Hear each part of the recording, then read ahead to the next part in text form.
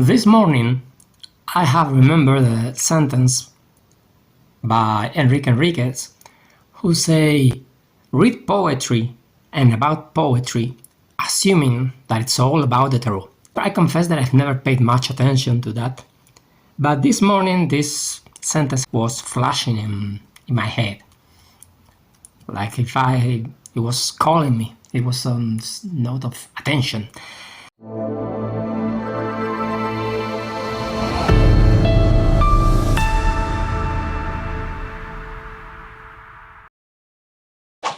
Hi there, and welcome back to our channel. I'm Cesar from 70th Puertas, and today we have a different video, different than usual, but also as usual related to tarot. I want to share where I have my poetry books, and I remember this one, The Songs of Innocence and Songs of Experience by William Blake. I have other poetry books, and I eagerly wait to finish this to start with them, especially the Rime of the Ancient Mariner by Coleridge and the Sonnets by Milton. I also have the Odes by Keats.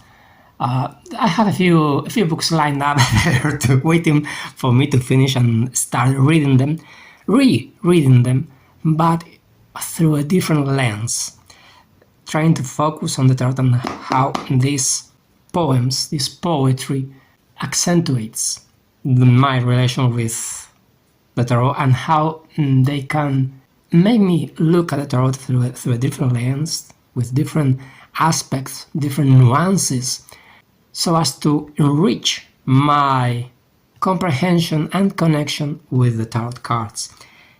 They do, because what I've already read about in this book this morning is especially remarkable.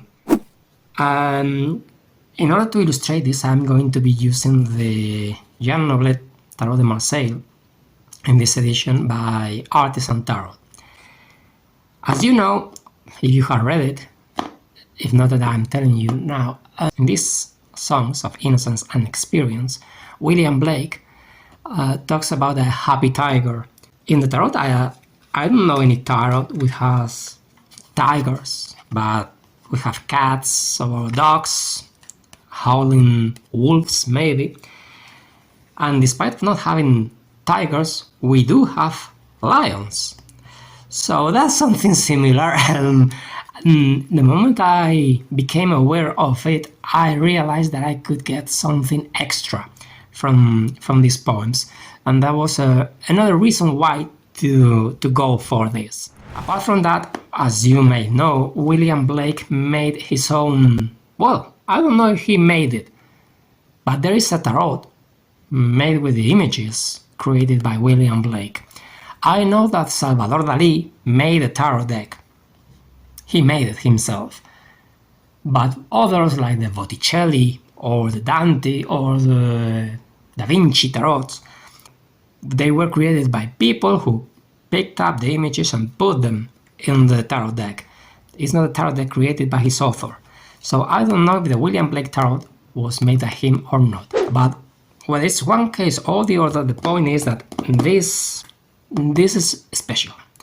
Let me, and I'm going to read just the introduction, okay? Nothing more than the introduction. This is a bilingual edition, and I'm going to focus and read for you this one.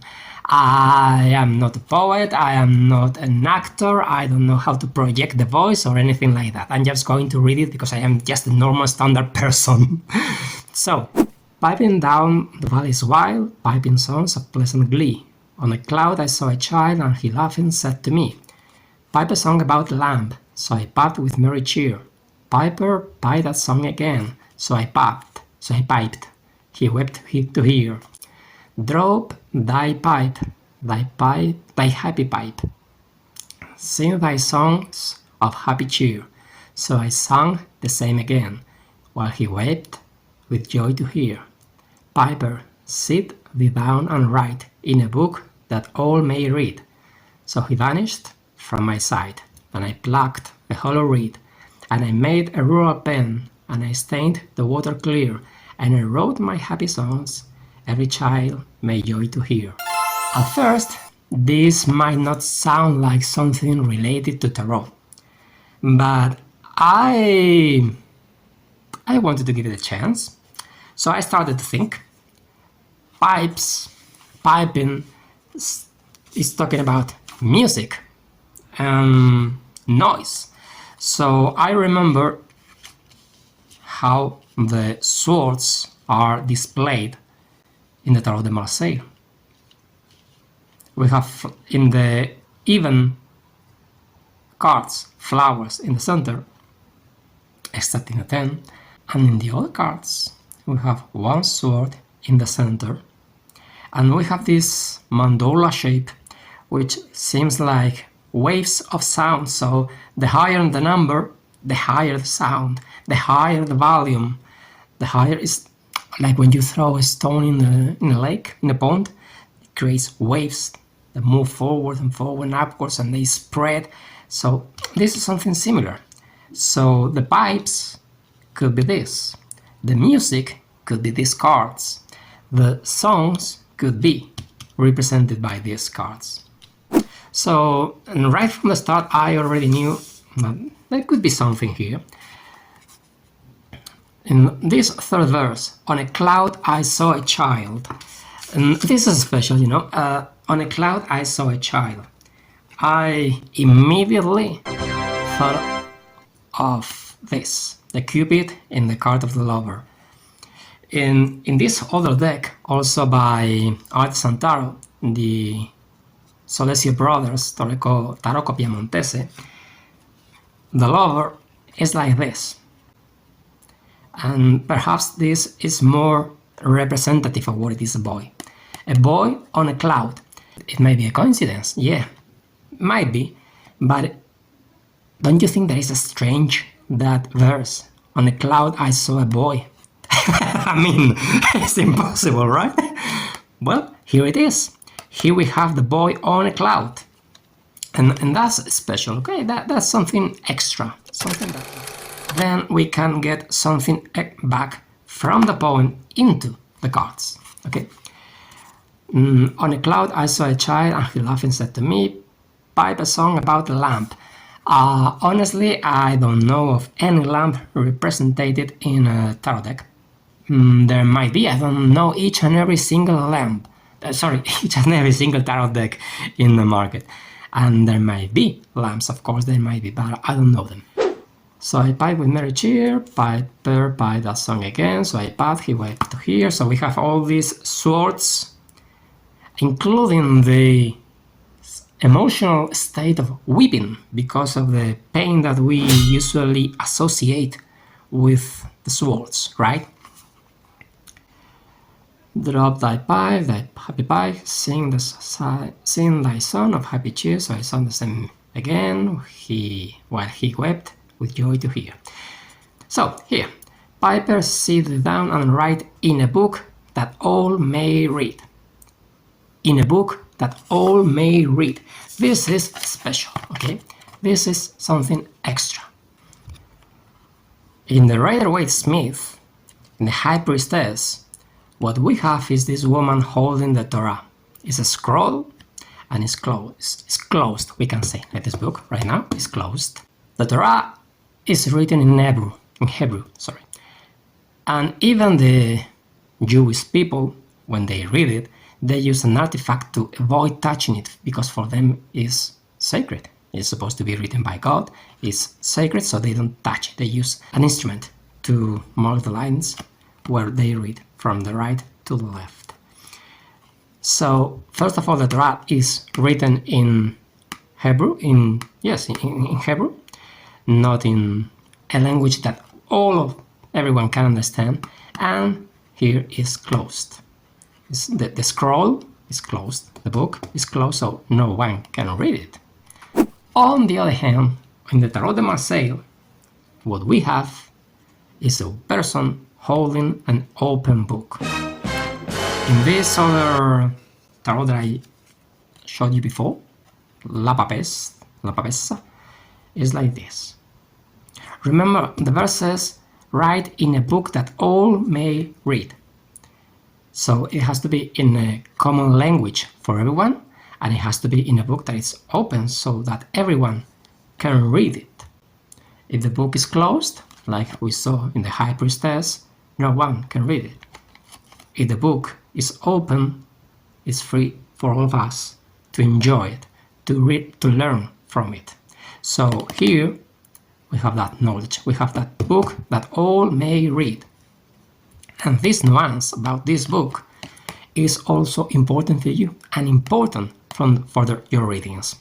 We are starting to get something out of the book, from the poem, into the cards. That's what I wanted to get to. The point where we don't transfer information from the cards into the poem, but from the poem into the cards. And thus, we can learn something new and improve our techniques, our readings, and so on. Let's see, what else we have. In a book, write in a book that all may read. So he vanished from my sight, and I plucked a hollow reed. Like this one, for instance, the one that the magician, the battler, is holding in his hand, like this reed, hollow reed, maybe. And I stained the water clear, like this, maybe adding something to the clean water so the water gets changed, different, not in the previous state, different as it was before. And I wrote my happy songs, every child may joy to hear. Hear the sounds, hearing, all this is represented here. All these people are happy, are listening to this song played in this trumpet, this music, but the sound that we saw represented before in the swords is also represented here, and these people are listening to that sound. In this card, we are getting a representation once again of what we see, what we read in the poem. So we can transfer from the poem into the card nuances, information that can enrich our readings.